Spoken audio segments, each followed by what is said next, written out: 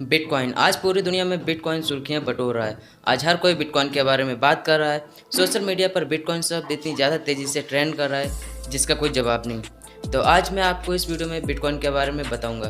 Bitcoin क्या है, bitcoin काम कैसे करता है और बिटकॉइन की माइनिंग कैसे होती है। तो चलिए वीडियो को शुरू करते हैं। बिटकॉइन को समझने से पहले हम लोग समझ लेते हैं कि मनी क्या है, जो पैसा है वो क्या है।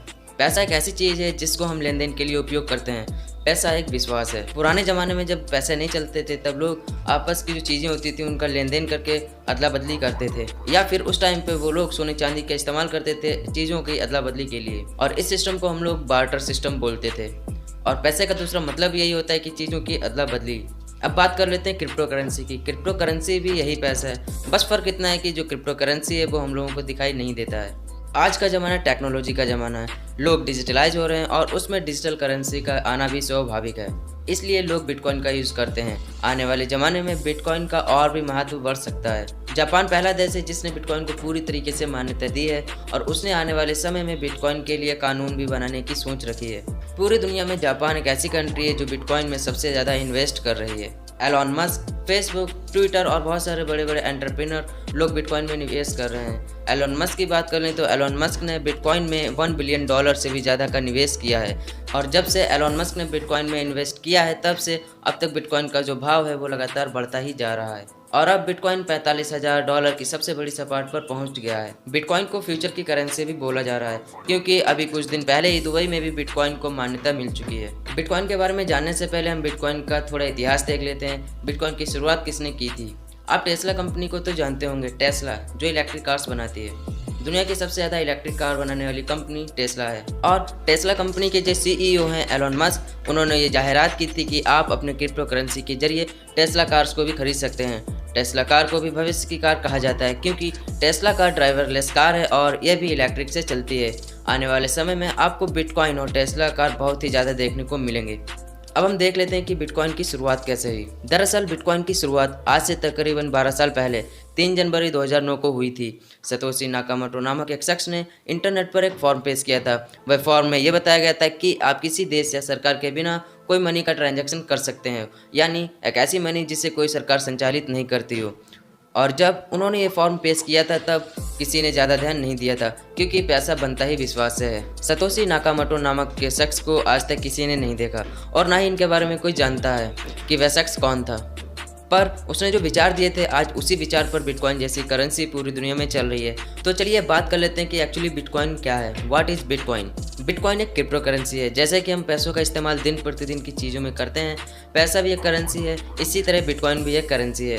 बिटकॉइन एक डिजिटल करेंसी है। जैसे जो हमारे पास पैसा रहता है हम उसे छू सकते हैं, वह फिजिकली हमारे पास रहता है, पर बिटकॉइन ये कोई फिजिकली करेंसी नहीं है, यह एक हमारे डिजिटल वॉलेट में रहता है। अब बात कर लेते हैं बिटकॉइन पब्लिक लेजर क्या है। What is bitcoin ledger? Bitcoin की यह बात बहुत अच्छी है कि आज तक किसी ने भी जो बिटकॉइन में व्यवहार किया है, यानी ट्रांजैक्शन किया है, उनका सबका हिसाब इस पब्लिक लेजर में मौजूद है। दुनिया में कहीं से भी अगर किसी ने ट्रांजैक्शन किया होगा तो उन सबका हिसाब इस बिटकॉइन पब्लिक लेजर में होता है। अब आपके मन में एक सवाल आ रहा होगा कि आखिर ये सब काम कैसे करता है और इसे कौन चलाता है? कहीं कोई कंपनी तो नहीं चलाती है? तो सतोशी नाकामोटो शख्स ने इसका भी जवाब ये दे दिया कि यह काम जो भी करेगा वह ऑनलाइन नेटवर्क पर होगा। उसको हम लोग माइनिंग कहेंगे।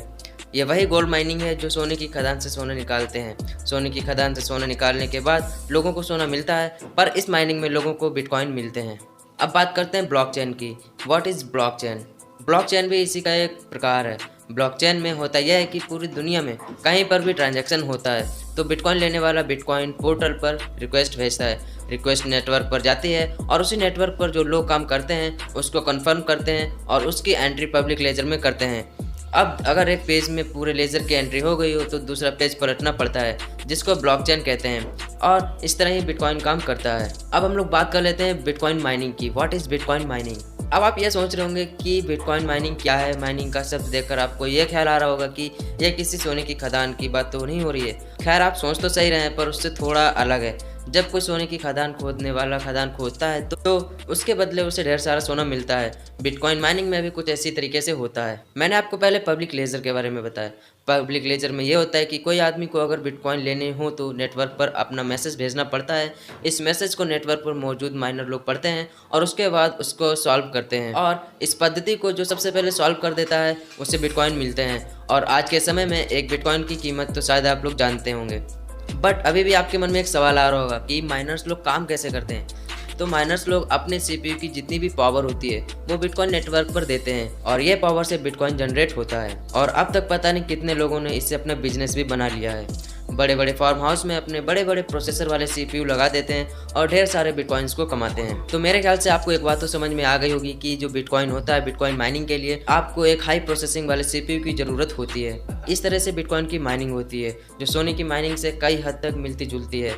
आज जो भी माइनर्स लोग हैं वे सब करोड़पति या फिर अरबपति हैं। उनके पास ढेर सारे बिटकॉइंस हैं और वे बिटकॉइन की कीमत करोड़ों में है। अब बात कर लेते हैं बेनिफिट्स ऑफ बिटकॉइंस। आखिर बिटकॉइन के फ़ायदे क्या हैं।